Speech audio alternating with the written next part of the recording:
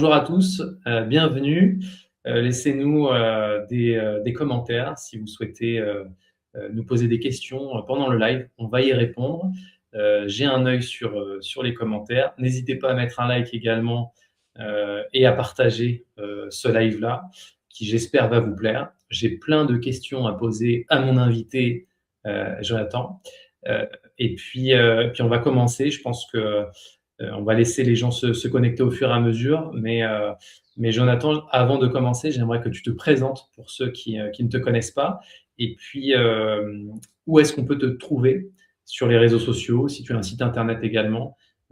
Et puis après, j'ai 1 million de questions à te poser, bien sûr, sur ta pratique, sur le sujet de ce live.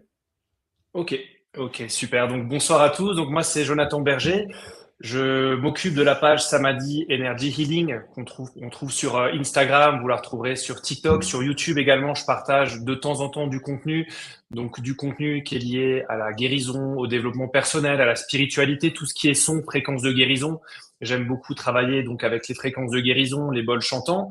Et c'est vrai qu'aujourd'hui, ça me fait plaisir de pouvoir échanger avec toi, Benjamin, en tout cas par rapport à tout ça, par rapport à la guérison énergétique, par rapport au Reiki.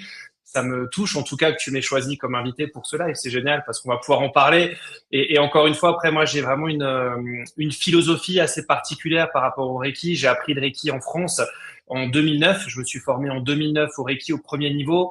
J'ai passé mes niveaux suivants en Amérique latine. Donc, du coup, il y a un petit peu cette mentalité dite totalement différente, en fait, entre la mentalité qu'on peut retrouver en France, la mentalité qu'on peut retrouver en Amérique latine. Il y a une plus grande, j'ai envie de dire, ouverture d'esprit, une façon de travailler beaucoup plus intuitive. Et c'est vrai que pour moi, finalement, ça m'a permis vraiment aujourd'hui, en tant qu'enseignant, maître enseignant Reiki, de pouvoir l'enseigner avec le meilleur que j'ai pris de chacun de mes enseignants. Et finalement, il y a cette rigueur qu'on a en France il peut manquer peut-être en Amérique latine. Et après, il y a cette ouverture d'esprit qui est en Amérique latine et finalement cette ouverture du cœur aussi, où des fois, en France, je trouvais que c'était un peu trop carré. Et en fait, j'ai fait finalement aujourd'hui, je l'enseigne de cette façon-là. Mais après, c'est vrai que depuis enfant, j'ai un appel de l'énergie. Je m'amusais, ça me fait rire parce qu'à la fois, j'avais tu avais partagé un post où tu t'amusais à momifier, c'était des morceaux de pommes et je le faisais quand j'avais 9 ou 10 ans, je le faisais avec des citrons et c'est aussi une pratique qui se fait dans le magnétisme avec les citrons et j'ai côtoyé beaucoup de magnétiseurs dans mon enfance et depuis enfant en fait ça me fascinait et c'est vrai que j'avais mon citron et tous les jours j'étais 10 minutes à essayer justement de momifier pour pas qu'il comme tu le faisais comme tu l'expliquais très bien dans ton post. Ben, justement, c'était ma question. Est-ce que c'est une pratique que tu mets en avant depuis tout petit? Est-ce que ces capacités se sont révélées depuis ta naissance, un peu après? Donc, si j'ai bien compris, déjà dans ton jeune âge, tu avais déjà ces capacités-là, tu ressentais déjà ces capacités-là. Et au fil du temps, tu es arrivé vers cette direction du Reiki, en fait, si j'ai bien compris. C'est bien ça, ouais. Ouais, en fait, vraiment depuis enfant, j'ai envie de dire, il y a beaucoup de monde, on vit beaucoup un éveil spirituel et je pense vraiment que c'est quelque chose, moi, je l'ai eu quand j'étais enfant. Et c'est vrai, depuis enfant, je m'amusais à momifier justement ces citrons. Je m'étais fabriqué un pendule. Une fois, il y a un sourcier qui était venu chez mes parents. Pareil, j'avais 9 ans. Il m'avait offert des baguettes de sourcier. Et du coup, je passais dans le jardin avec mes baguettes de sourcier justement à essayer de trouver des veines d'eau souterraines. Et c'est vrai que j'ai toujours été fasciné en fait par tout ça. Et pour moi, depuis enfant, en fait, j'ai toujours su qu'un jour, je voudrais apporter mon aide autour de moi, d'aider des personnes. Alors, je savais pas encore de quelle manière le faire. Et finalement, les années ont passé et j'ai eu l'occasion en 2009. Alors, je posais déjà mes mains sur des personnes, sur mes parents, enfin plutôt ma mère qui était plus réceptive, sur des amis qui étaient réceptifs également, mais sans trop savoir, sans avoir une directrice. Et en fait, j'ai eu l'occasion un jour, une amie à ma mère qui pratiquait le Reiki, elle me dit ah bah tiens, tu devrais une fois venir un mercredi soir, on fait des séances de Reiki, comme ça te permet de découvrir et de voir si ça peut te plaire. Et finalement, j'y suis allé. Je devais avoir quel âge? 25 ans à l'époque, donc ça fait quand même 25 ans. Et j'étais vraiment en 2009, on n'en parlait pas encore comme aujourd'hui, donc j'étais vraiment le petit jeune avec pas mal de retraités. Et c'est vrai que pour eux, ça leur faisait plaisir d'avoir un jeune justement qui participait à cette soirée Reiki. Et finalement, j'ai beaucoup aimé et je me suis formé 2, 3 mois plus tard. J'ai fait mon premier niveau. J'ai vraiment ressenti l'appel de l'énergie du Reiki. Ça aurait peut-être pu être autre chose, mais finalement, le Reiki est venu sur mon chemin, je pense, au moment le plus opportun. Et finalement, j'avais besoin à ce moment-là d'avoir une ligne conductrice, en tout cas dans ma pratique, savoir me protéger, savoir comment canaliser l'énergie. Et je pense qu'il y avait aussi un petit peu peut-être ce syndrome de l'imposteur où t'as peur, en fait, tu fais quelque chose, mais est-ce que j'en suis vraiment capable? Est-ce que ce que moi je fais, les gens le ressentent vraiment? Est-ce qu'ils me disent pas qu'ils ressentent pour me faire plaisir? Est-ce que j'ai vraiment des capacités? Et finalement, c'est des questions qu'on se pose tous, que je pense que ce soit dans le magnétisme, que ce soit dans le Reiki, dans d'autres techniques. Au début de notre pratique, on va toujours se poser des questions. Et c'est vrai que je les avais aussi. Et finalement, de m'initier à ce premier niveau de Reiki, pour moi, ça m'a permis de dissiper un petit peu toutes ces peurs et tous ces doutes. Et finalement, d'aller vers une pratique, en tout cas, au départ, puisque le premier niveau, c'était vraiment quelque chose de très simple, mais en tout cas, c'était encadré. Il y avait un cadre à respecter, peut-être un petit peu trop pour moi, qui aime bien, en tout cas, j'aime pas les règles, j'aime bien pratiquer de manière libre, mais ça m'a quand même permis d'avoir cette pratique encadrée pour savoir comment me protéger et pour savoir comment travailler avec l'énergie. Parfait. Et du coup, pour venir au thème de ce soir, le Reiki, comment tu arrives à le définir? Comment tu expliquerais le Reiki simplement à quelqu'un qui ne connaît rien? Alors, pour quelqu'un qui connaît pas le Reiki, en fait, simplement, j'expliquerais que finalement, c'est une énergie qu'on va canaliser. Nous, on est canal ou canaux de cette énergie. Donc, peut-être à la différence du magnétisme, et tu me corriges hein, si je me trompe, au niveau du magnétisme, il y a beaucoup ce travail où on vient se recharger en énergie. Tu viens charger ton ki et tu transmets l'énergie. Et c'est vrai qu'après, le Reiki, en fait, on appelle l'énergie simplement, on appelle l'énergie Reiki. On se connecte à l'énergie Reiki et on la retransmet à travers nos mains. Donc, on va imaginer que l'énergie elle vient d'en haut, elle vient par le chakra couronne, elle va descendre, elle passe par le chakra du troisième œil, le chakra de la gorge, pour arriver jusqu'au niveau du chakra du cœur. Et en fait, au niveau du chakra du cœur, il y a une ouverture qui va se faire et qui va venir activer aussi les chakras secondaires des mains. Et à partir de nos mains, on va venir poser nos mains sur la personne quand c'est en présentiel ou alors envoyer de l'énergie à distance. Donc, aucunement on donne notre énergie. C'est vraiment, on est canal. Et ça, après, ce que j'aime beaucoup finalement, c'est qu'à un moment donné, ça permet aussi de laisser l'ego de côté. Parce que je sais qu'après, dans toute pratique spirituelle, encore une fois, il y a toujours l'ego, après, comme dans toute pratique. Et c'est vrai que finalement, le Reiki, on comprend bien, tiens, c'est pas mon énergie. Par contre, oui, il y a des choses qui peuvent faire que l'énergie va être plus puissante. Peut-être j'ai envie de dire, la pureté du cœur, le fait de travailler avec amour, de travailler avec bienveillance, ça va permettre de donner plus d'énergie ou en tout cas d'une meilleure qualité. Mais vraiment, l'idée, c'est ça. Le Reiki, c'est l'énergie universelle vitale. Et nous, on est canaux de cette énergie. On la canalise et on la retransmet à travers nos mains. D'accord. J'essaie de réfléchir par rapport à comment je fonctionne moi en magnétisme, en séance notamment. Et, en fait, moi, si tu veux, en séance, en fait, je fonctionne comme toi, c'est-à-dire que c'est l'énergie qu'il y a autour de moi que je vais prendre, qui va me servir de. Donc, je suis canal et je vais transmettre cette énergie en fonction des différents besoins de la personne en séance, que ce soit physique ou psychique. Après, est-ce qu'il y a des procédés qui sont précis? Est-ce que c'est que de l'intuitif? Est-ce que tu as un process bien établi? Et puis après, on part sur de l'intuitif pur. Est-ce que c'est que de l'intuitif pur? C'est ça, j'aimerais bien savoir, en fait, les différences qu'il peut y avoir entre Reiki et magnétisme.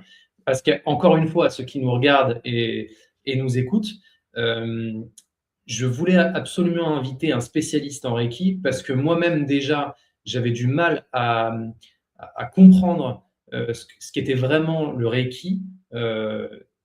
Parce qu'on voit énormément de choses sur les réseaux sociaux, on voit énormément de choses sur Internet, et j'avais pas trouvé quelqu'un qui, justement, pour faire ce live-là, donc j'ai trouvé Jonathan magnifique et qui est arrivé pile au bon moment pour ce sujet, donc c'est parfait. Mais il n'y a pas de hasard, encore une fois.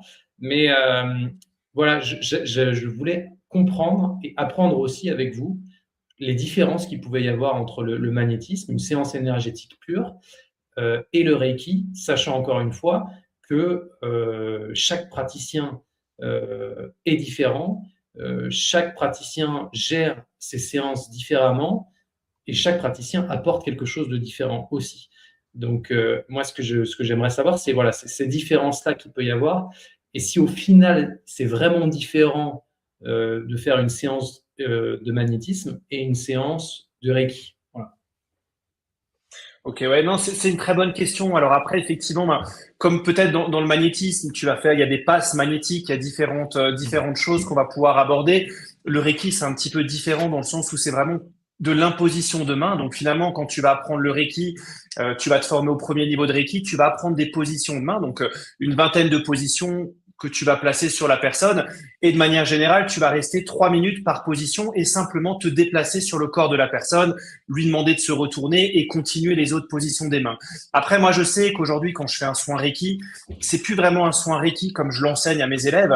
J'enseigne la façon traditionnelle, j'ai envie de dire, mais c'est vrai qu'aujourd'hui, quand moi je le propose, forcément, ben, je vais travailler avec différentes choses.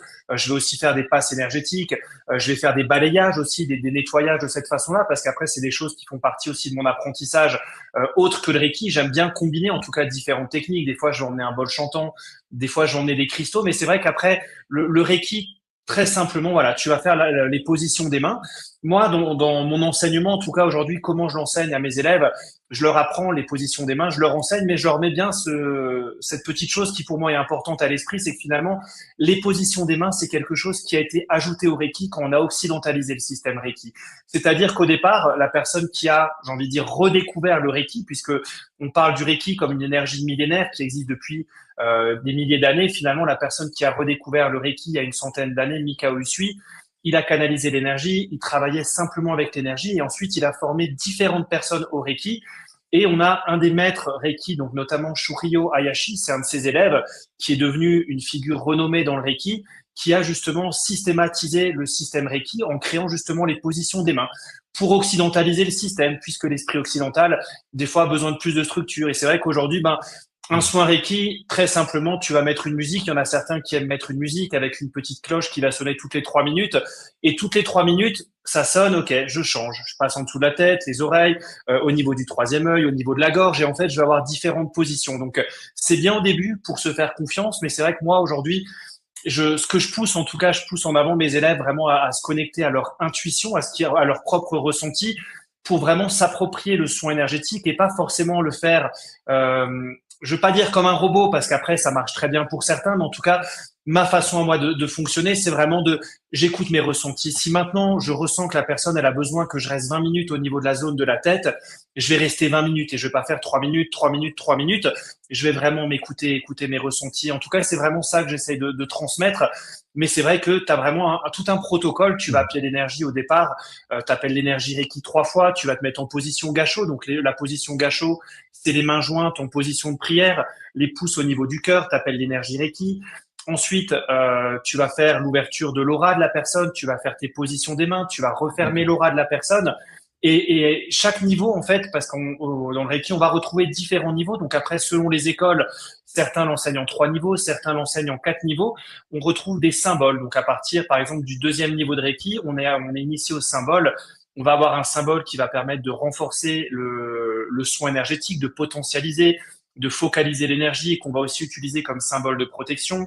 Tu vas retrouver un symbole qui va permettre de travailler sur la guérison mentale, émotionnelle et un symbole qui permet de travailler sur la guérison à distance. Et en fait, à partir de là, ça te permet de pouvoir faire un soin à distance à une personne qui va se retrouver à des milliers de kilomètres, tout simplement. En suivant, bien évidemment, j'ai envie de dire un certain protocole, mais après, j'ai envie de te dire, pour le pratiquer depuis 16 ans, si c'est fait avec le cœur, si c'est fait avec bienveillance, ça fonctionne dans tous les cas.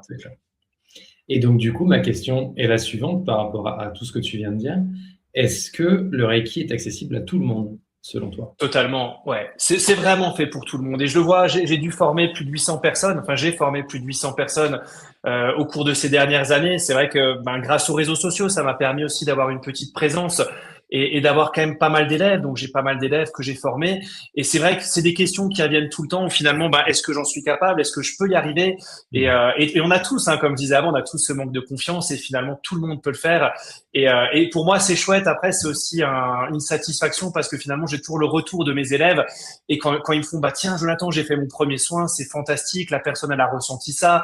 Moi, j'ai ressenti ça. Elle va beaucoup mieux depuis que je lui ai fait le soin. Et finalement, j'ai envie de dire, il n'y a pas de besoin, il n'y a pas de don, c'est pas j'ai un don particulier, Dieu il m'a choisi Dieu ou l'univers ou la source comme on a envie de l'appeler, m'a choisi justement pour être canal de l'énergie. Non, c'est vraiment fait pour tout le monde.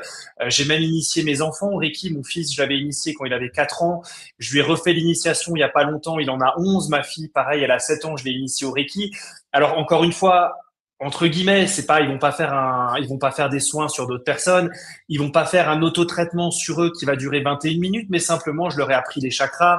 Je leur ai appris à se faire un autotraitement d'1 minute par chakra. Et finalement, c'est mignon parce que je les vois le soir et ils sont là, chakra couronne, chakra du troisième œil. Et je trouve ça juste fantastique Ouais. parce que finalement, ben, c'est les ouvrir un petit peu à tout ça. Mais c'est vraiment, en tout cas, c'est une pratique qui est vraiment faite pour tout le monde.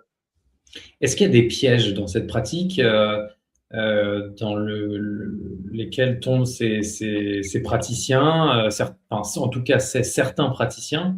Est-ce qu'il y a des choses qu'il faut éviter? Est-ce qu'il y en a qui tombent dans l'excès?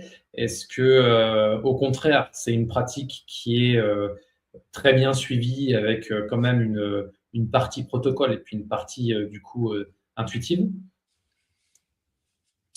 Ouais. Alors encore une fois, c'est une pratique, c'est bien encadré, il y a un protocole, mais il y a des pièges. Je pense comme dans toutes les pratiques. J'en parlais tout à l'heure de l'ego. Il y a toujours ce piège de l'ego. Finalement, ben on va se rendre compte de nos capacités énergétiques. On va se rendre compte de qu'est-ce qu'on est capable de pouvoir faire grâce à l'énergie, les personnes qu'on a pu aider. Et des fois, je pense comme pour toi, tu as les retours de tes clients et c'est waouh, c'est génial. J'ai réussi à faire ça.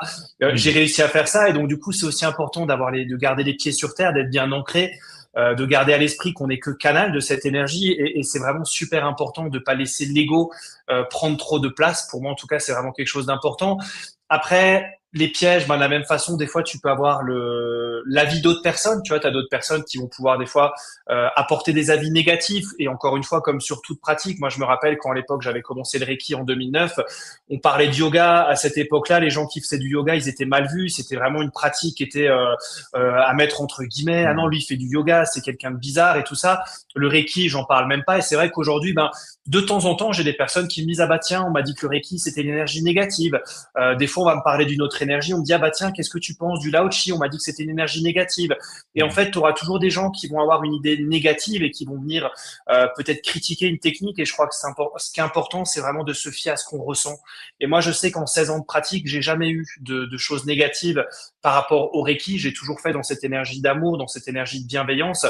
Et je crois que c'est vraiment super important. Et après, pareil, tu vois, pour une personne qui veut se former au Reiki, c'est vraiment important d'écouter son intuition, de se renseigner, d'échanger avec différents maîtres enseignants, celui qui va résonner le plus avec toi, parce qu'après des fois j'ai des personnes qui me contactent, bah tiens, j'ai rencontré telle personne, elle me dit qu'elle ressent pas mon énergie, j'avais fait mon premier niveau il y a 10 ans, elle veut que je refasse mon premier niveau, et finalement c'est pas vrai, à partir du moment où tu as été initié, c'est pour la vie. Et c'est vrai qu'après, tu as toujours, encore une fois, des gens qui voient l'aspect financier, qui veulent gagner plus d'argent, qui vont te dire, bah non, il faut que tu fasses ça, il faut que tu fasses ça, refais ton premier niveau, et finalement, qui vont se prendre beaucoup de pouvoir. Et après, il y a ça. Et encore une fois, il y a aussi tous ceux qui sont thérapeutes. Donc après, il y a thérapeute, encore une fois, et thérapeute. Que ce soit avec le Reiki, que ce soit avec différentes pratiques, c'est important de faire avec quelqu'un de bienveillant, de quelqu'un avec des belles énergies. Tu vois, moi, c'est vrai que je vois par rapport à ma communauté sur Instagram, mais aussi ma communauté d'élèves, je dirais que 90 à 95% de mes élèves, c'est des femmes.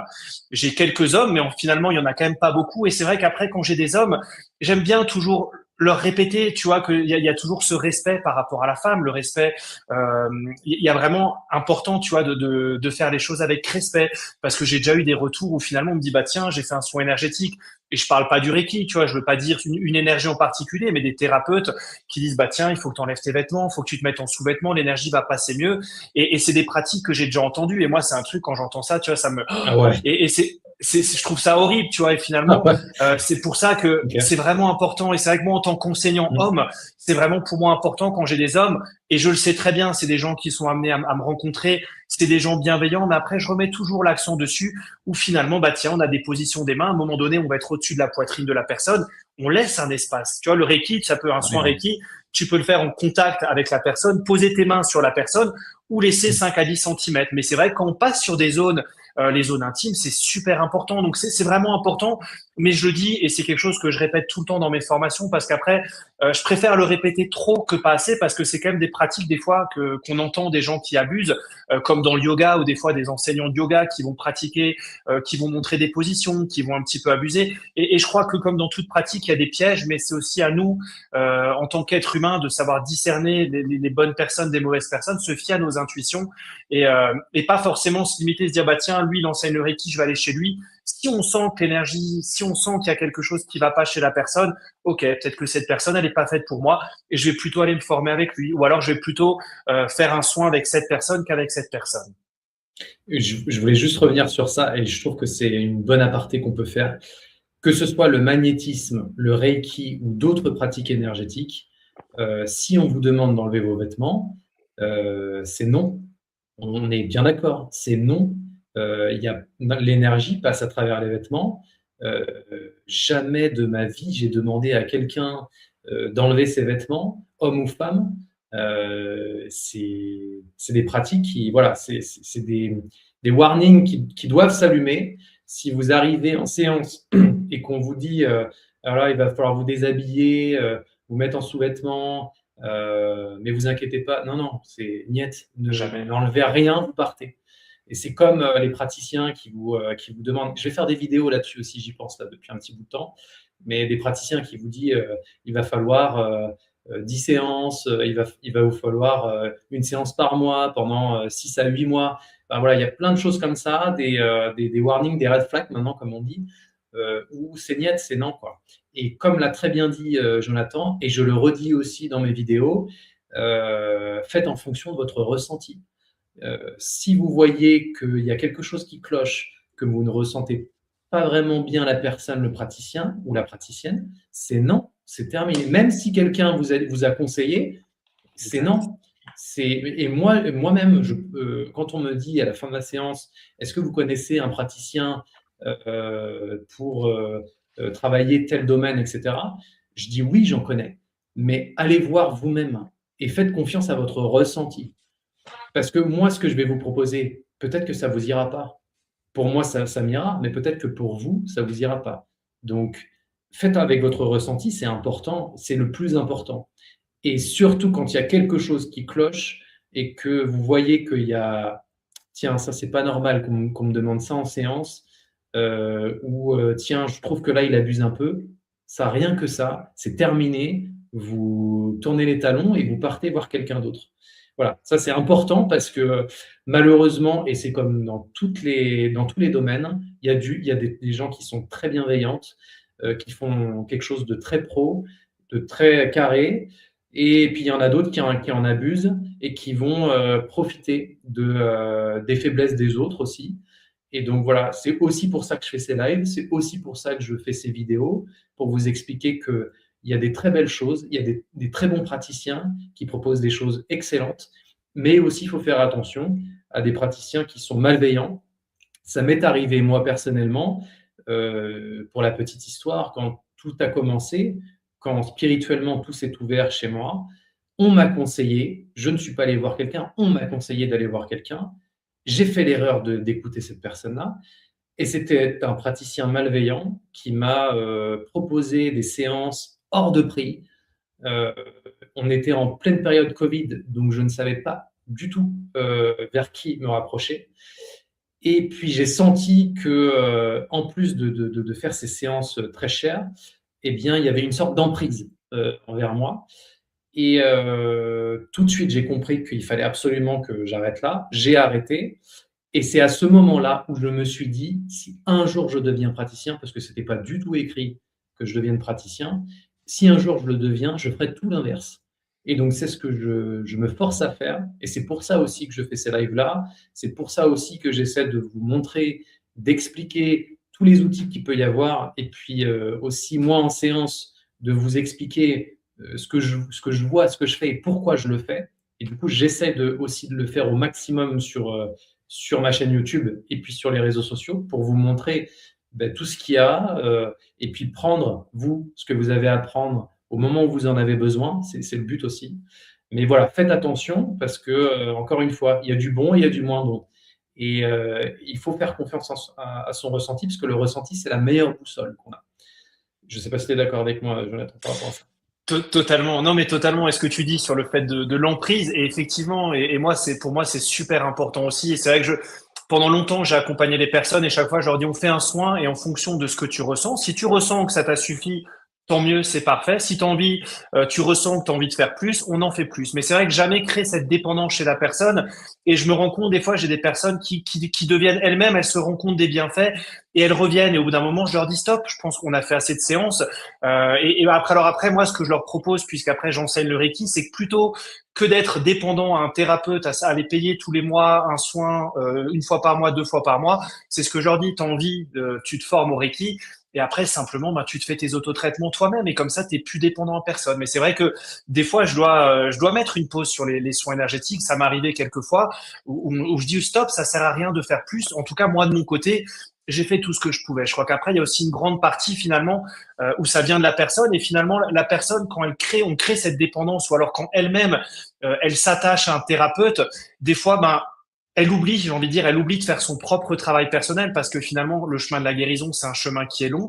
On a peut-être besoin effectivement d'une aide extérieure, mais après, il y a aussi un grand travail personnel qu'on doit faire. Et après, moi, c'est une citation que je répète tout le temps à mes élèves en formation, c'est je peux vous accompagner à la source, mais je peux pas boire l'eau à votre place.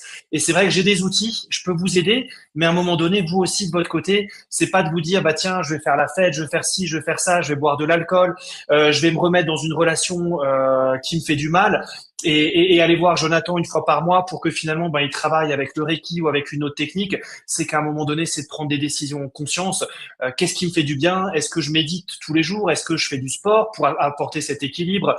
Est-ce que j'arrive justement à moi-même à me libérer de ces choses? Parce qu'après, il y a aussi plein de pratiques personnelles qu'on peut faire justement qui peuvent nous aider à aller mieux. Et je crois que c'est vraiment important justement de ce que tu viens de souligner, justement le fait de cette dépendance, qu'on te demande des tarifs super chers et finalement ben, tu te sens que tu es obligé. Tu vois, moi pendant la pandémie, je faisais des soins gratuits, je faisais des soins collectifs gratuits. Mm. C'était après c'est peut-être l'extrême aussi parce qu'à un moment donné, je me suis rendu compte aussi que j'arrivais pas à vivre, j'avais pas de revenus, j'avais plus rien. À un moment donné, je me suis dit il faut aussi que je pense à ma famille, à mes enfants et j'ai dû à un moment donné aussi être plus sérieux dans ma pratique. Quand je dis sérieux, c'est plus encadré, en tout cas plus le voir aussi comme une profession finalement. Mais c'est vrai que je crois que c'est important vraiment de ce que tu fais, en tout cas le travail que tu fais.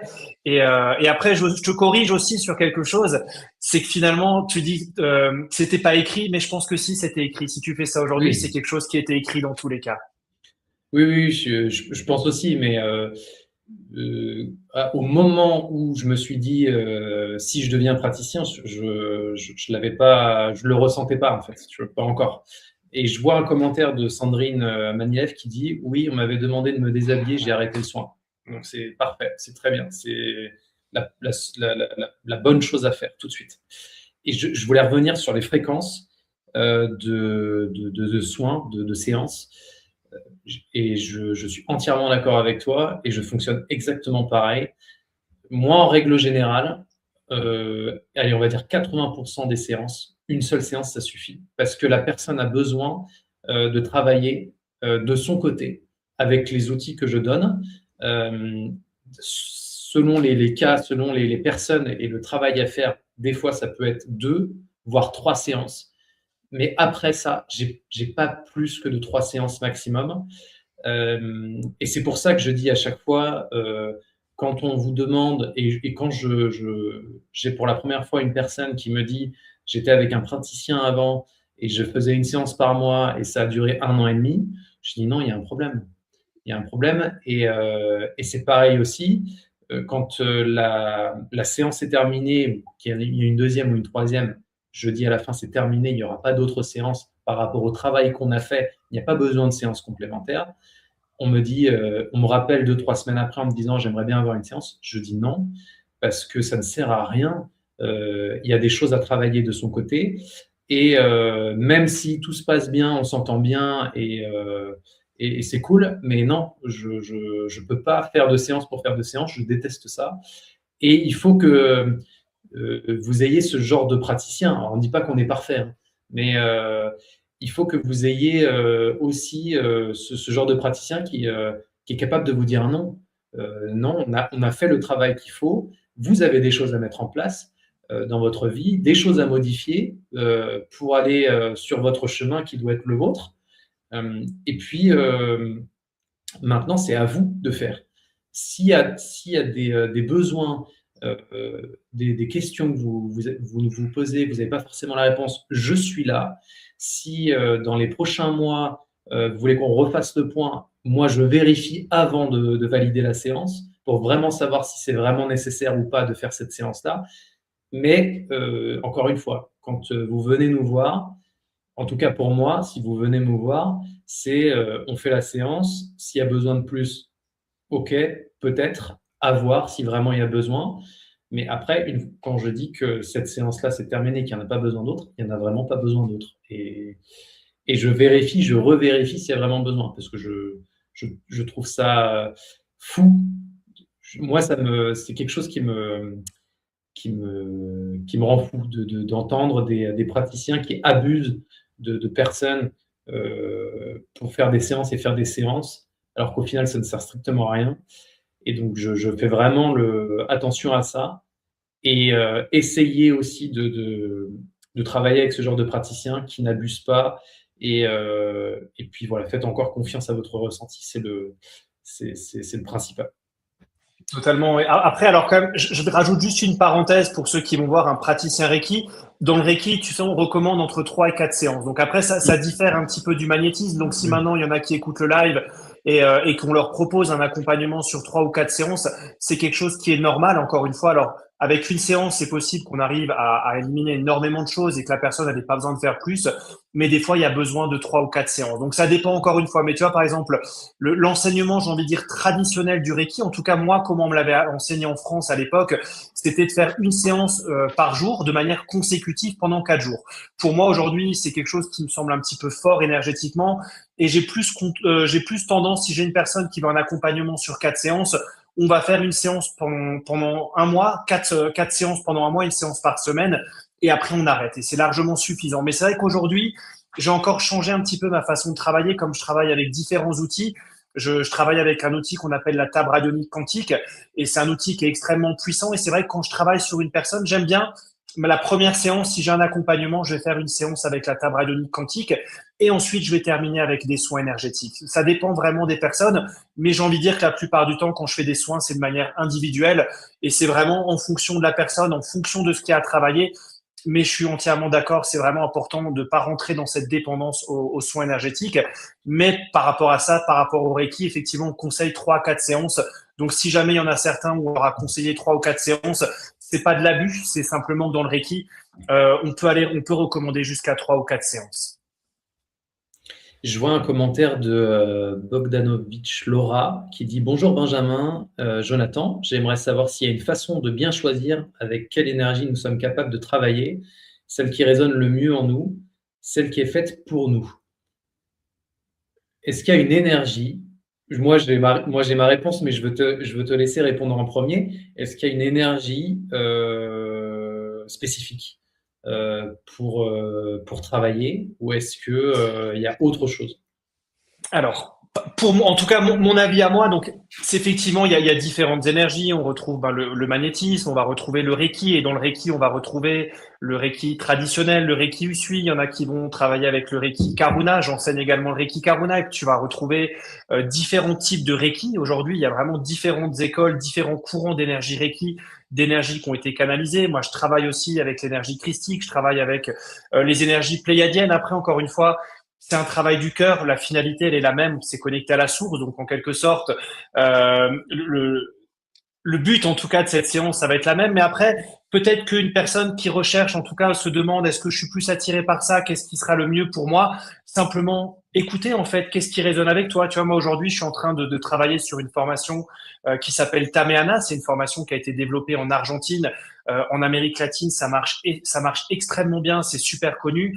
En France, ça n'existe pas encore. Je pense, le premier qui a fait toute la traduction de l'espagnol au français. C'est un travail avec du cristal de roche, avec des cristaux de différentes formes, d'une certaine taille, et on va activer des symboles. Et c'est aujourd'hui, je trouve, c'est l'énergie qui est magnifique.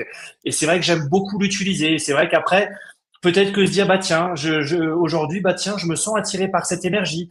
Peut-être que tiens, je me sens attiré par le magnétisme. Et simplement, je crois que c'est vraiment encore plus que ça, c'est la personne avec laquelle on va faire le soin. C'est se dire, bah tiens, aujourd'hui, j'ai connecté avec Benjamin.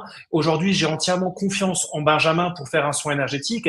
Et finalement, ben, le travail que va faire Benjamin va être le même travail que va faire Jonathan. Simplement que l'énergie, on va l'appeler différemment, mais finalement, tu vas travailler avec ton cœur, tu vas travailler à libérer différentes choses. Après, c'est vrai qu'il y a des énergies qui vont travailler. Moi, je le vois après en travaillant avec différentes énergies.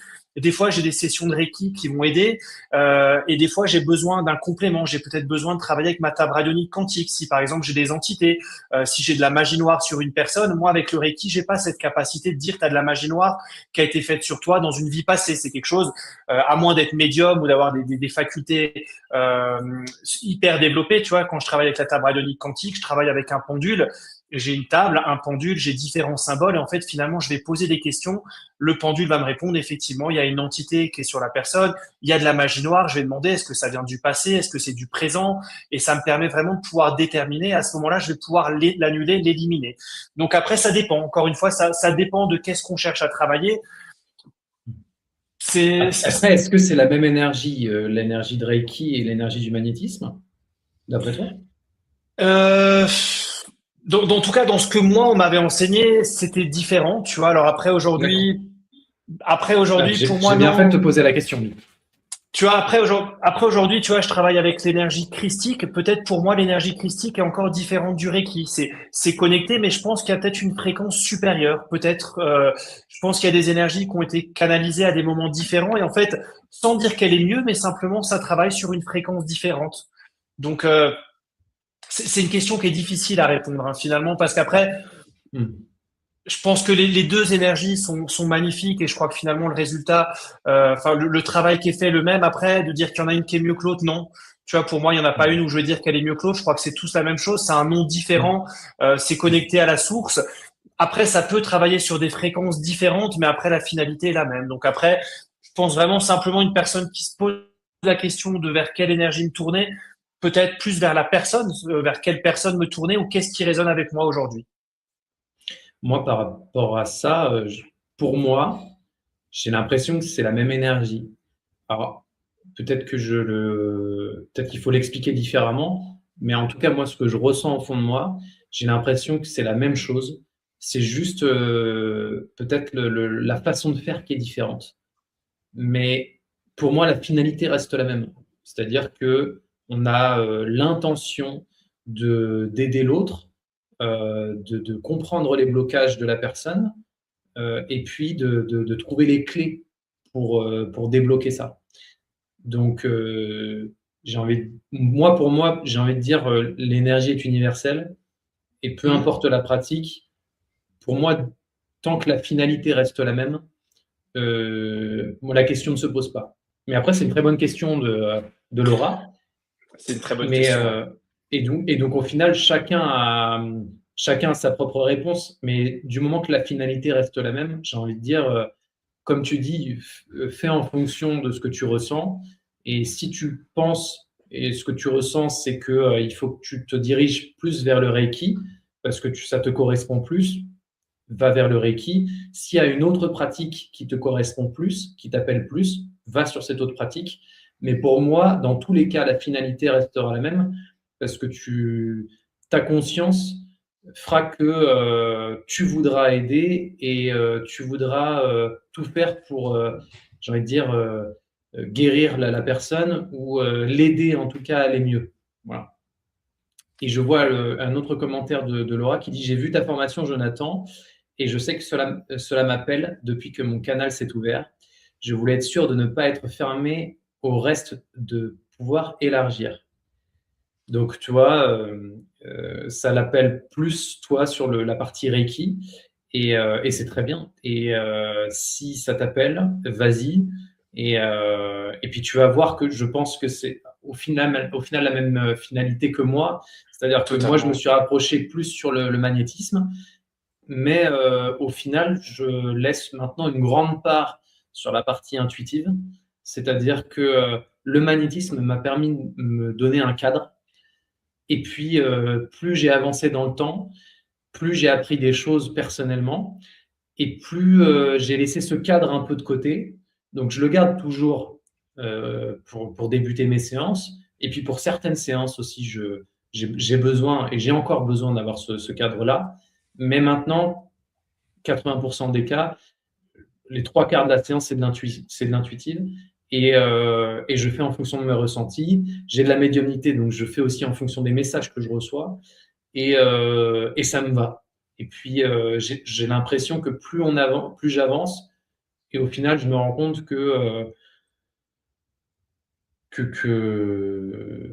être dans l'intuitif, c'est la meilleure des pratiques.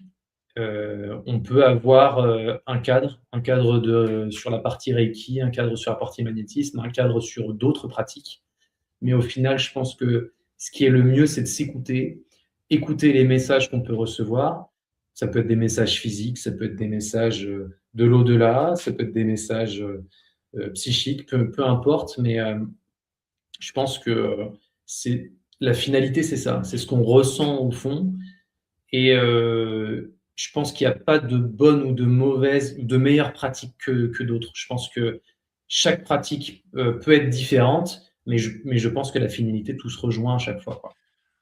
Tout se rejoint. Et ouais, je suis entièrement d'accord avec ce que tu partages. Et je crois que c'est vraiment, et c'est ce que moi, en tout cas, j'aime transmettre, tu vois, dans mes formations, c'est vraiment que le plus important, c'est l'ouverture. Honnête, et pour moi, c'est ça, c'est vraiment l'ouverture du cœur. C'est vraiment cette capacité à transmettre de l'amour et de la bienveillance à d'autres personnes. Et je le vois, tu vois, tu peux avoir une personne qui a le premier niveau de Reiki et à côté une personne qui a la maîtrise Reiki, qui est enseignant Reiki. Et finalement, la personne qui a son premier niveau de Reiki, elle sera plus dans cette énergie d'amour et de bienveillance et finalement son soin sera plus efficace que la personne qui est enseignant. Donc finalement, encore une fois, c'est des titres, c'est des noms et comme tu dis, hein, que ce soit le Reiki, que ce soit le magnétisme, que ce soit le Lao Chi, que ce soit une autre énergie, l'idée c'est vraiment ce travail du cœur. Et moi, je crois vraiment plus que le nom de la technique. Simplement, je connecte avec une personne, je connecte avec mon intuition, mes ressentis et simplement aller vers ce qui nous appelle. Et je crois que c'est vraiment le plus important parce que c'est vraiment cette finalité qui va primer. C'est vraiment l'idée d'aider les autres, c'est vraiment l'idée de venir libérer des peurs, libérer des blocages. Même si oui, il y a des techniques qui seront peut-être plus efficaces sur certaines choses, d'autres techniques qui seront plus efficaces sur d'autres, mais finalement, de manière générale, c'est pareil en fait. Finalement, c'est pareil. Aujourd'hui, on cherche. Et c'est vrai que je le vois avec le Reiki aujourd'hui. Je crois qu'il existe plus de 11 ou 12 Reiki différents. Le Reiki Shambhala, le Reiki avec les anges, le Reiki Karuna, le Reiki égyptien, le Reiki andin. Il y a une multitude de Reiki. Et même moi, des fois, je suis perdu. Et je me dis, waouh, mais il y en a tellement. À un moment donné, des fois, je me posais la question. Je me dis, est-ce que j'apprends un autre Reiki ou pas? Des fois, je me dis, tiens, peut-être pour le proposer. Puis après, je me dis, mais j'en ai pas besoin parce que finalement, ce que je fais me suffit aujourd'hui. Et c'est vrai que finalement, alors des fois, j'aime me former, j'aime apprendre d'autres techniques. Par exemple, quand je parle de la table radionique quantique, c'est totalement différent du Reiki. Quand je parle de Tameana, c'est totalement différent du Reiki aussi. Et finalement, c'est ça qui m'a appelé. Mais aujourd'hui, me former au Lao Chi, ça m'appelle pas parce que finalement, je fais déjà du Reiki, tu vois. Et peut-être me former à quelque chose de différent, ça me plaît parce que finalement, ben, j'aime découvrir, j'aime apprendre des nouvelles choses, mais finalement, travailler avec l'imposition des mains, travailler avec l'énergie à laquelle je vais canaliser, je vais retransmettre, j'en vois pas forcément le besoin. Après, ça dépend de chacun, encore une fois. Et ça dépend aussi et je voudrais partir sur ce sujet-là, sur l'état émotionnel du praticien. Est-ce que sur la pratique du Reiki, est-ce que ça influence une séance, l'état émotionnel du praticien ou pas? Alors, c'est une super bonne question. Dans les textes, quand tu vas te former au Reiki, on va dire tout le temps que l'état émotionnel du praticien n'influence pas, que finalement tu n'es que canal de l'énergie et que finalement, ben, tu canalises l'énergie, donc peu importe. Moi, pour l'utiliser quand même depuis 16 ans, avoir plus de recul par rapport à ça, je trouve que c'est quand même vachement important d'être aligné quand on fait un soin Reiki. C'est-à-dire que si maintenant j'ai eu, je sais pas, une mauvaise nouvelle, j'ai mon fils qui s'est blessé, qui est malade, qui est pas bien. J'ai par exemple un prêt à la banque et j'ai des problèmes financiers et que ça va pas du tout. Je crois que c'est important d'être aligné que de faire un soin. Tu vois, je le vois beaucoup. Je travaille avec les bols chantants en quartz. Les bols chantants en quartz, le quartz c'est un amplificateur d'énergie. Et le quartz, il est neutre. Donc le quartz, il va capter l'énergie qu'on transmet. Et c'est vrai que moi, quand je fais un soin, un concert avec les bols chantants, je vais toujours me connecter à l'énergie et je vais toujours retransmettre à travers les bols chantants. Et c'est vrai que finalement, si maintenant je me suis disputé avec ma femme, j'ai eu un problème et que je vais faire un bain sonore pour 20, 30 personnes, qu'est-ce que je vais leur transmettre? Je vais amplifier une énergie peut-être de tristesse, une énergie de colère, et finalement, c'est pas du tout le but. Le but, c'est vraiment d'apporter quelque chose de bien, et je crois que c'est vraiment important d'être aligné. Donc c'est vrai que moi, par rapport à ma pratique de différentes techniques, je trouve que même dans le Reiki, c'est important d'être aligné. Quand je vais faire un soin à une personne, faut que je sois bien. Je vais pas faire un soin, et c'est ce que je conseille aussi à mes élèves, même si on m'a enseigné, en tout cas dans le manuel qu'à l'époque on m'avait donné, le Reiki, enfin ton état émotionnel ne va pas influencer sur ton soin. Je trouve que c'est important d'être aligné. Je sais pas dans le magnétisme comment est-ce que vous l'enseignez, mais en tout cas pour moi c'est quelque chose de super important. Alors oui, pour moi, c'est exactement la même chose. Dans le magnétisme, c'est très important d'avoir un état émotionnel stable et, euh, et ça se ressent tout de suite. C'est-à-dire que on est humain. Ça m'est déjà arrivé, moi en séance, de commencer une séance et puis avant, j'avais eu un rendez-vous personnel qui a été compliqué. Et donc, tout de suite, je ressens que je suis encore dans mes pensées du rendez-vous précédent. Et dans ce cas-là, dès que je ressens ça, hop, on se coupe 5 minutes. Je vais aller prendre quelques minutes pour méditer, me recentrer, m'ancrer et me reconnecter avec moi-même. Et après, on peut repartir. Il faut que je sois neutre. Mais oui, pour moi, la partie émotionnelle est trop importante. Parce que le problème, c'est que si vous êtes trop dans l'émotion, euh, vous allez avoir des réponses qui seront pas forcément les bonnes et vous aurez des retours qui seront pas forcément les bons parce que vous serez encore dans vos émotions. Et c'est pour ça que la partie neutralité, pour moi, en tant qu'énergéticien, c'est le plus important. C'est-à-dire que à chaque séance, avant chaque séance, il faut que je sois neutre et que je sois dans un état émotionnel où moi, personnellement, je me sens pas impacté. Et c'est pour ça qu'avant chaque séance, je prends le temps nécessaire qu'il faut voilà, pour prendre le temps, respirer, me concentrer sur la séance avant de la commencer. Et après, on y va. Parce que si on fait autre chose et qu'on enchaîne sur une séance et qu'on n'est pas prêt émotionnellement, qu'on est encore dans ses pensées, dans ses problèmes, parce que les praticiens aussi hein, ont une vie, on est tous des êtres humains, on vit aussi des choses bonnes et d'autres plus compliquées. Et c'est pas parce qu'on est praticien que on est les meilleurs du monde et que émotionnellement on est les plus stables. Il y a des praticiens où émotionnellement c'est compliqué, ils le montrent peut-être pas, mais mais voilà. Pour moi, la partie émotionnelle, si on revient sur ce point-là, c'est le plus important. Il faut commencer une séance avec voilà, toute cette clarté mentale et qu'il n'y ait rien d'extérieur qui puisse nous impacter pour que on puisse vivre pleinement la séance avec la personne qui vient nous consulter et qu'on puisse justement tirer le maximum de bénéfices pour la personne qui vient nous consulter. Ouais. C'est super important, et même moi en tout cas, ce que je dis à mes élèves, c'est même si à un moment donné vous vous sentez pas bien, quitte à annuler, si ça va pas du tout, c'est mieux d'annuler votre soin que de finalement de se forcer à faire un soin, de dire à la personne écoute on le fait et que vous ça n'aille pas. Donc pour moi c'est important, et c'est vrai que c'est même si on va nous dire tu vois le Reiki où finalement l'idée c'est que je suis canal, je donne pas ma propre énergie. Moi, je crois que c'est important. Vraiment, c'est important d'être aligné, d'être bien émotionnellement. Et tu vois, je parlais avant des bols chantants. J'ai vécu pendant un moment au Mexique aussi. Je faisais pas mal d'événements du côté de Playa del Carmen, Tulum. C'est un endroit qui bouge beaucoup énergétiquement. C'est un endroit où il y a énormément d'événements par rapport à tout ce qui est spiritualité. J'allais faire des bains sonores avec les bols chantants. Je voyais un petit peu ce qui se faisait aussi, d'autres personnes qui proposaient des bains sonores. Et des fois, je regardais un petit peu à l'époque sur Instagram, je voyais les profils.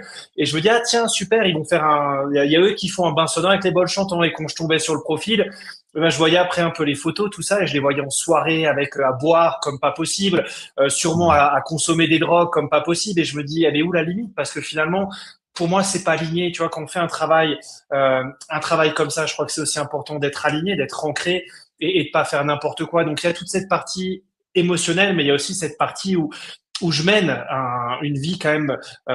Bien sûr, on est des êtres humains. Moi, ça m'arrive aussi de boire un verre d'alcool de temps en temps, mais après, je suis pas à boire tout le temps. Et clairement, j'aimerais pas aller voir un thérapeute si maintenant j'ai besoin de faire quelque chose. Quelqu'un qui va tous les jours en train de boire, qui a un problème avec la boisson, qui a un problème avec la fumette ou quoi que ce soit. Je crois que c'est important parce que finalement, ça va révéler un manque émotionnel, un manque affectif. Ça va révéler quelque chose. Et finalement, je crois que c'est important qu'il y ait cet alignement aussi, que ce soit tant sur la partie émotionnelle que sur la partie physique de comment je mène ma vie. Et finalement, bah, encore une fois, on va parler peut-être du taux vibratoire.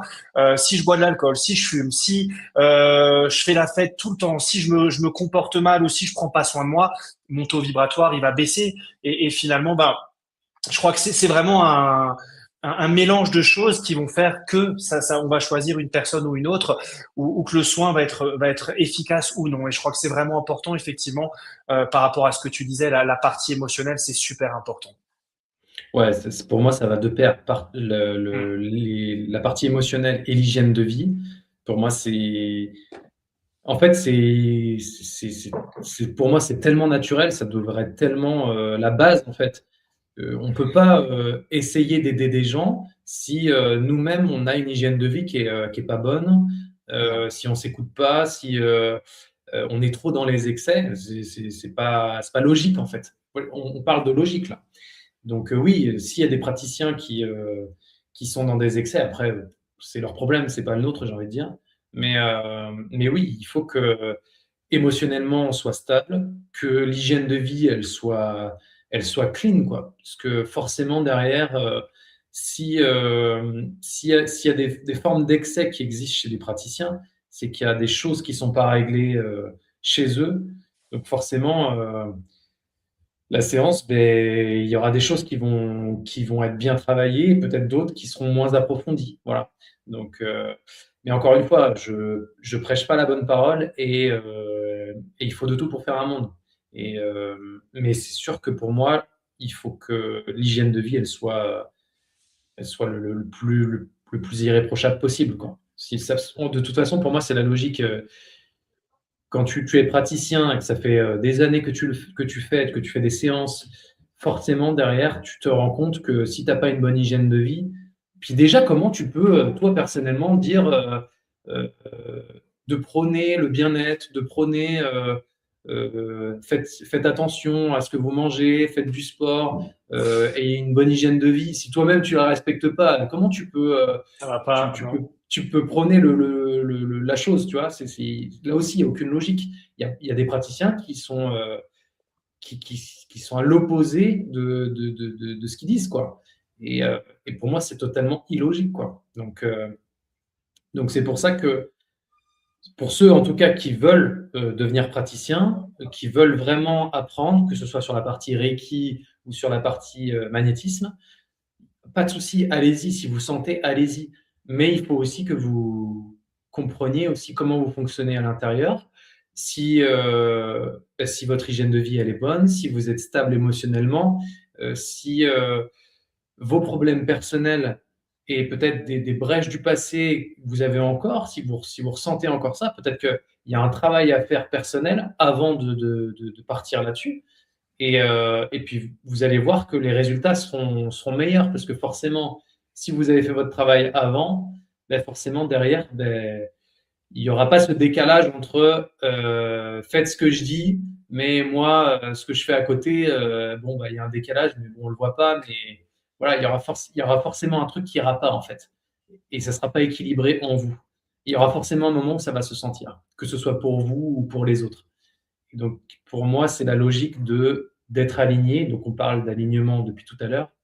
Mais si on n'est pas aligné avec nous-mêmes, c'est compliqué de prêcher la bonne parole et puis d'être le bon praticien, le meilleur du monde, et puis de prôner de toutes les belles choses qui existent dans ce monde-là si nous-mêmes, on n'est pas capable de faire la moitié de ce qu'on dit. Je vois les commentaires de Laura qui dit merci pour vos réponses. Amour et lumière sur vous tous. Merci Laura. J'ai Delia qui dit bonjour, j'ai été formée aux 3 premiers niveaux de Reiki, mais très déçue car mon maître ne répondait pas clairement à mes questions. Pourquoi je ressentais la douleur des clients dans mon corps? Ça, c'est une question de Delia. Et ensuite, elle continue sur pourquoi j'avais des visions, alors j'ai tout arrêté, mais pour votre live que j'écouterai avec attention en replay. On va reprendre le premier commentaire de Delia, qu'elle a trouvé compliqué, en tout cas, ces 3 premiers niveaux, et que ça ne répondait pas clairement à ses questions, et pourquoi elle ressentait les douleurs de ses clients. Alors, en magnétisme, et ça m'arrive aussi de ressentir les douleurs des personnes qui viennent me consulter.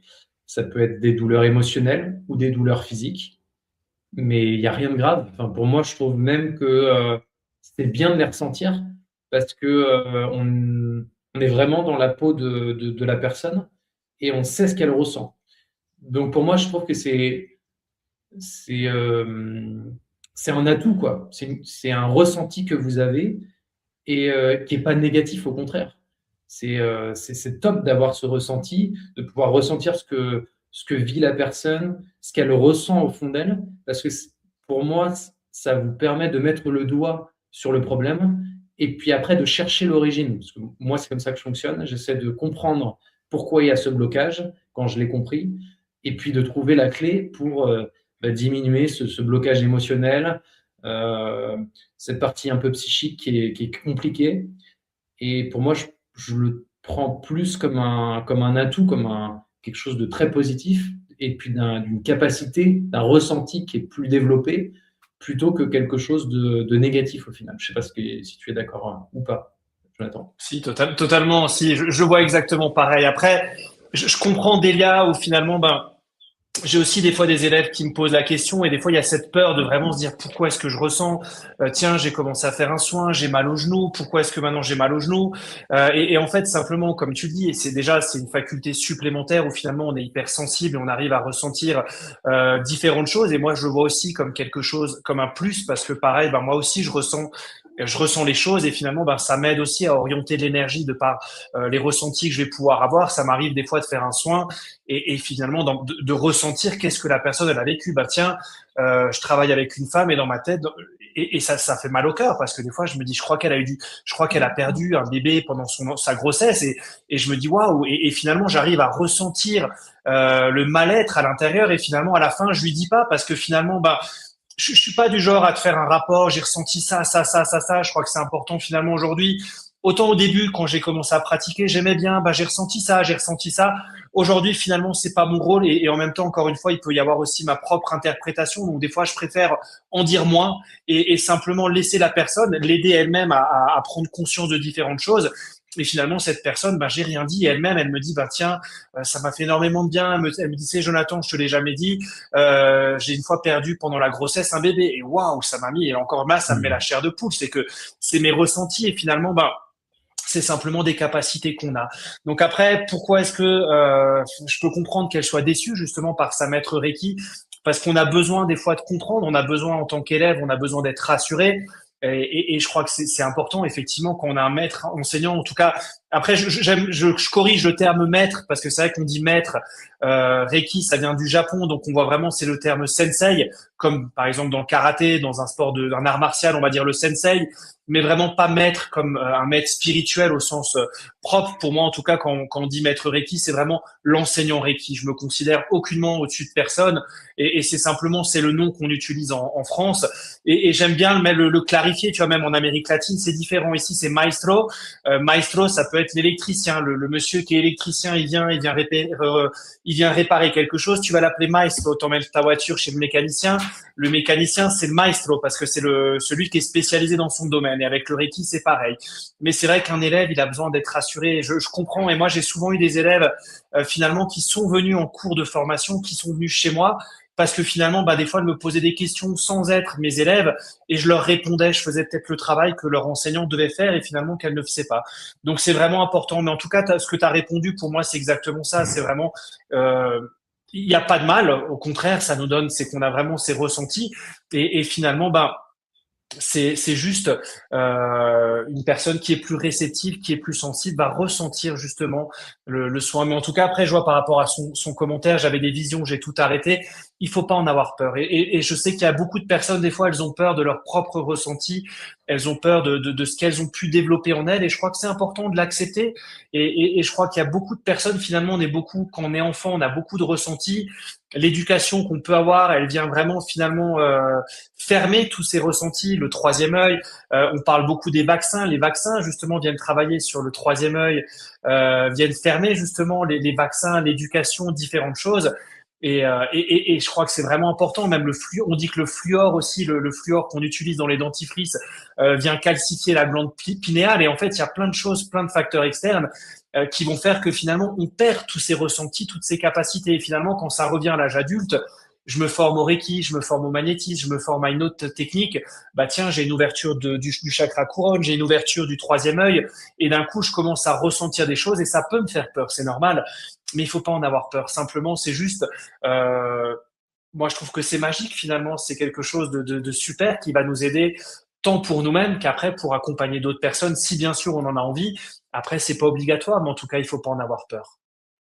Non, et puis je complète ce que tu as dit, et je suis entièrement d'accord avec toi. Avoir des visions, pour moi, c'est une capacité, et c'est dommage de la refermer parce que il y en a qui cherchent justement à l'ouvrir, et, encore une fois, c'est pas négatif et il faut pas en avoir peur. Maintenant, chacun est libre. Le libre arbitre, j'en parle tout le temps. Euh, vous êtes libre. Si vous avez des capacités et que vous le sentez pas, et que vous n'avez pas envie, ben vous n'avez pas envie et puis c'est pas grave. Il n'y a pas de jugement. Et puis ceux qui ont envie de s'ouvrir, ceux qui ont envie de développer leurs capacités, leur sensibilité, eh ben, ils vont le faire avec la pratique du Reiki, avec le magnétisme, avec d'autres pratiques. Mais il faut pas en avoir peur. Moi, j'ai eu l'expérience où j'étais quelqu'un de très cartésien, très terre à terre. Et puis, du jour au lendemain, tout s'est ouvert.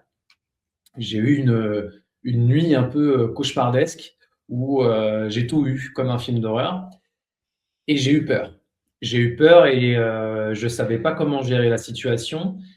Et il y a une partie de ma sensibilité, en tout cas à ce moment-là, qui s'est stoppée parce que j'avais trop peur. Et puis je voulais pas revivre ce que j'ai vécu. Euh, Ils ont fait en sorte de bien insister pour que je sois habitué. Mais voilà, il faut pas que vous ayez peur. Et encore une fois, ça dépend de ce que vous voulez en faire en fait de vos capacités. Vous pouvez voir, vous pouvez entendre, vous pouvez ressentir. Encore une fois, c'est vous avec votre libre arbitre. Si pour vous ça vous correspond pas, si vous n'avez pas envie de faire plus, eh ben laissez comme ça. Et puis vous peut-être que vous retournerez dessus plus tard parce que vous aurez compris des choses en vous, parce que vous aurez vu que bah, peut-être que ça peut être intéressant, ça peut être des outils pour moi ou pour aider les autres autour de moi.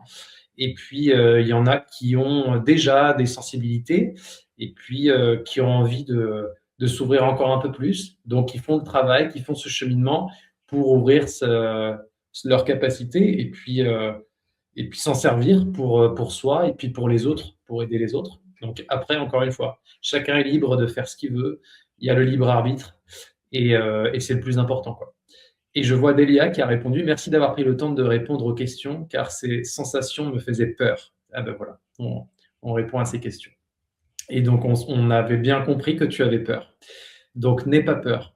Mais encore une fois, tu es libre de faire ce que tu as envie. Si pour toi, tu n'es pas prête et que tu as besoin de temps pour comprendre, pour assimiler les choses, eh bien, prends le temps qu'il faut. Mais il ne faut pas en avoir peur, encore une fois. Et si tu décides à te dire, bon, bah, ok, j'y vais quand même, et que ça s'ouvre encore un peu plus, eh bien, surtout n'aie pas peur, encore une fois, parce que tu vas sûrement découvrir d'autres choses. Il va y avoir d'autres choses qui vont arriver, que tu vas sentir, que tu vas voir, que tu vas entendre. Et il ne faut pas que ta peur domine ça. Voilà. C'est un conseil que je peux te donner, parce que moi, j'ai eu très peur au début et je ne savais pas gérer cette peur-là. Et elle s'est dissipée au fur et à mesure de comment j'ai pu voir, comprendre les choses. Mais on est bien plus fort que ce que l'on croit. Et face à des situations énergétiques, ça peut être des choses plus ou moins bonnes qui peuvent arriver, des apparitions, tu as parlé d'énergie négative, de magie noire, des choses comme ça, qui peuvent être assez dures à vivre. Il ne faut pas en avoir peur. Et on se rend compte, en tout cas pour moi, je pense pour Jonathan aussi, que plus on avance dans ce chemin-là, plus on se rend compte qu'au final, on est bien plus fort que ce que l'on croit, énergétiquement, je parle. Et que, il y a plein de choses pour nous protéger. Et il y a plein de conseils du coup qu'on apporte lors de nos séances pour justement mieux vous protéger, mieux vous comprendre et surtout ne plus avoir peur de ça.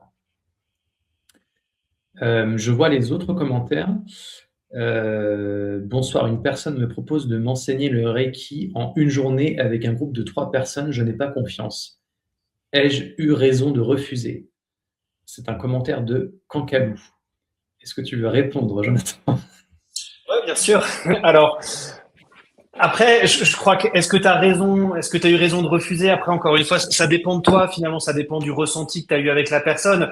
En soi, d'enseigner le Reiki sur une journée avec 3 personnes, il n'y a rien de mal. Le Reiki en France, de manière générale, ça s'enseigne beaucoup sur un week-end. Moi, je sais quand j'avais fait mon premier niveau, c'était le petit week-end dans un chalet dans les Vosges, à manger des potages. C'était long, tu vois, c'était vraiment là, c'est longue et c'était beaucoup de pratique. Donc après, c'est chouette. Mais après, je vois, par exemple, en Amérique latine, je vois aux États-Unis, je suis beaucoup de comptes aussi de personnes qui forment aux États-Unis. Et finalement, les États-Unis, j'ai envie de dire, alors c'est pas parce que c'est des États-Unis, je les mettrai pas sur un piédestal, mais finalement, le Reiki, en fait, il est arrivé, j'ai envie de dire, en Occident de par les États-Unis, puisqu'en fait, euh, une des enseignantes principales, c'est Awayo Takata. Awayo Takata, avant, je parlais de Shuryo Hayashi. Elle était justement d'origine japonaise, mais elle vivait à Hawaï, donc américaine. Et en fait, c'est à partir de là où finalement elle a enseigné le Reiki. Elle a formé 22 personnes en tant que maître enseignant Reiki. Pour la plupart, c'était des Américains et finalement, ça s'est vraiment développé. Et aujourd'hui, les plus grandes écoles de Reiki, on va les retrouver aux États-Unis. Et c'est vrai que là-bas, le Reiki, tu peux te former au Reiki au niveau 1 et au niveau 2 en une journée. Et ça fonctionne très bien. Il y a vraiment pas d'obligation. Mais c'est vrai qu'en France, on est toujours resté sur cet enseignement sur 2 jours, le week-end où on va pratiquer. Donc c'est génial parce que ça permet de rencontrer un groupe, ça permet de pouvoir vraiment pratiquer, de gagner cette confiance en soi. Mais j'ai envie de dire, le Reiki, en vrai, en une demi-journée, tu peux faire un niveau. En une journée complète, tu pourrais faire les 2 niveaux. Donc le premier niveau sur une journée, il n'y a aucun souci. Avec 3 personnes, il n'y a aucun souci non plus. Ça pourrait être fait en individuel, ça pourrait être fait avec 10, 15 personnes. Mais je crois que ce qui est vraiment important pour moi, c'est le fait que tu n'as pas confiance. Et si tu n'as pas confiance, c'est qu'il y a quelque chose en toi finalement qui bloque. Et finalement, il y a des personnes avec qui il y a un bon feeling, il y a des personnes avec qui il n'y a pas un bon feeling. Et je crois que c'est vraiment le plus important de trouver le bon enseignant. Tu vois, moi, je sais quand je me suis formé au Reiki en France, mon premier niveau, j'avais 2 enseignants, un homme et une femme. Avec l'homme, j'avais un très bon feeling, avec la femme, un petit peu moins. Et j'avais à l'époque, comme je disais, j'avais 25 ans. Je parlais un petit peu, elle me demandait un petit peu devant une dizaine de personnes, je devais parler. Et j'ai eu le malheur de dire ma maman, tu vois. Et le terme ma maman, pour elle, elle m'a regardé, elle a fait des yeux comme ça, elle me fait, mais attends, Jonathan, t'as 25 ans, à 25 ans, tu dis encore ta maman, t'as pas coupé le cordon encore, et j'étais là, et je suis quelqu'un d'assez impulsif, alors du coup, je me dis, attends, mais qu'est-ce qu'elle me raconte maintenant, c'est quoi le problème? Et le cordon est bien coupé, sur le coup, tu vois, ça m'a un peu, je me dis, mais attends, de quoi elle se permet de me juger? Parce que finalement, on dit justement que le Reiki, en tout cas que l'éveil spirituel, c'est de pas juger les autres, c'est d'apprendre déjà le non-jugement. Donc déjà, alors je suis pas rentré dans le débat, je me suis pas pris la tête, mais j'étais sur le coup un petit peu déçu, tu vois. Et c'est vrai qu'aujourd'hui, j'ai 41 ans, si j'ai envie de dire ma maman, je dis ma maman, elle vit à 10 000 kilomètres, je la vois une fois par an. Et bien sûr que le cordon il est coupé, mais et je trouve que c'est totalement nul. Donc c'est vrai qu'après, tu vois, ça m'a pas donné envie plus que ça de passer mon deuxième niveau là-bas, tu vois. Et c'est vrai que je me suis dit, bah écoute, on verra ce que la vie me propose. Et puis à un moment donné, le jour où l'occasion se présentera de passer mon deuxième niveau, ça se présentera. Et finalement, j'ai rencontré mon maître enseignant au Pérou. C'est quelqu'un que j'adore et aujourd'hui, c'est pour moi quelqu'un vraiment de très important.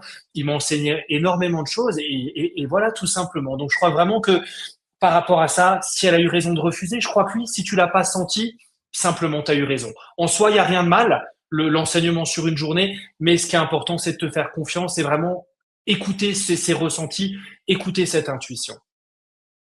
Parfait, je j'ai rien à rajouter par rapport à ça. Le magnétisme, c'est la même chose aussi. J'avais besoin de me faire former par des magnétiseurs quand j'ai compris que je voulais prendre cette direction-là, que je devais prendre cette direction-là. Et je me suis formé surtout sur les protections énergétiques, parce que je comprenais pas, en tout cas, j'avais pas les bons outils et pas les bonnes connaissances pour bien me protéger pour faire des séances. Et pour moi, c'était la priorité des priorités, de me protéger énergétiquement. Et on n'en parle pas assez. Donc, je pense que je ferai des vidéos là-dessus aussi, sur les protections énergétiques. Mais la formation que j'ai faite, ça a duré un week-end complet, donc 2 jours. Donc, on peut très bien faire des formations pleines sur 2 jours. Bien entendu, c'est comme le Reiki, tu peux avoir des niveaux, des stades confirmés, etc., etc. Mais on peut très bien avoir des très bonnes notions et commencer son activité, j'ai envie de dire, à se lancer officiellement avec juste une formation. Bien entendu, après la formation, elle continue parce que tu vas apprendre des nouvelles choses, tu vas comprendre des nouvelles choses et puis tu vas aller chercher aussi d'autres outils que tu trouves nécessaires pour compléter ce que tu sais déjà toi-même. Donc, tu vas continuer de te former toi-même après. Donc, voilà. Donc, puis je suis entièrement d'accord avec Jonathan. Si tu as décidé de refuser et de pas continuer, ben, ton ressenti fait que tu as écouté ton ressenti et c'est très bien. Donc là-dessus, rien à dire. Delia qui dit merci d'avoir pris le temps de répondre aux questions, car ces sensations... Ah oui, donc ça c'est bon, me faisait peur. Je comprends mieux maintenant et ça m'apaise de savoir, car je pensais que je pratiquais mal le Reiki. D'accord. J'ai Laura qui dit pareil, des choses se sont fermées par peur, car très sombres, mais aujourd'hui elles s'ouvrent différemment dans la lumière. Plus alignées, plus ancrées, cela aide énormément. Je suis entièrement d'accord avec toi. L'ancrage, pareil, on n'en parle pas assez, moi je trouve en tout cas, et c'est hyper important d'être aligné et ancré. On est dans une vie où malheureusement notre mental prend beaucoup trop de place par rapport à l'intuition et on a tendance des fois à broyer du noir et à se poser un milliard de questions et pas être ancré. Et ça existe aussi chez les praticiens, pardon. Et l'ancrage, c'est quelque chose qui est quand même très très important. Et dans le magnétisme, en tout cas moi, ma façon dont je travaille le magnétisme, à chaque début de séance, je travaille mon ancrage et je travaille l'ancrage aussi de la personne qui vient me consulter. Je trouve ça très important. Puis après la séance aussi, sur les conseils que je donne des pratiques justement pour travailler l'ancrage. Parce que majeure partie des cas, il y a beaucoup, on a parlé du taux vibratoire tout à l'heure, mais l'ancrage en fait partie et c'est quelque chose qui est très très important. Est-ce que tu avais des choses à rajouter sur la partie Reiki? Je vois que l'heure elle tourne. Est-ce que tu avais quelque chose que tu trouvais important de dire avant d'arrêter ce live? Ben alors, par rapport à ce que tu dis aussi, tu vois, par rapport à l'ancrage, effectivement, l'ancrage, pour moi, c'est une des choses les plus importantes. Et je trouve vraiment aujourd'hui que on est vraiment dans un monde de consommation, tu vois, même à travers les réseaux sociaux. Et en fait, ça manque énormément d'ancrage. Aujourd'hui, on voit vraiment la spiritualité comme une façon de se connecter au divin, au supérieur, à tout c'est ça. Et en fait, finalement, des fois, moi, je le vois aussi que c'est aussi une forme d'échappatoire de la réalité. Et je crois que ce qui est important aujourd'hui, si on a envie de vivre une vraie spiritualité, c'est une spiritualité incarnée, c'est une spiritualité ancrée. Et c'est vraiment super important d'être bien ancré sur Terre. Il y a aussi une réalité qu'on vit. Nous, en tant que thérapeute, en tant que praticien, c'est important d'être bien ancré quand on accompagne une personne. La personne, c'est important de l'ancrer. Je vois quand je travaille avec les bols chantants, tu vois, mes bols chantants, je travaille principalement avec les 7 bols en quartz qui travaillent sur les 7 chakras principaux. Ma séance, je vais toujours la terminer avec la note Do. La note Do, c'est le chakra racine et c'est vraiment l'ancrage. Après, J'ai des symboles dans le Reiki Karuna. Il y a un symbole qui permet d'ancrer la personne, où je vais dessiner ce symbole au niveau des pieds de la personne, et c'est vraiment super important. Et je sais que moi-même, hein, tu sais, moi-même pendant des années, je méditais.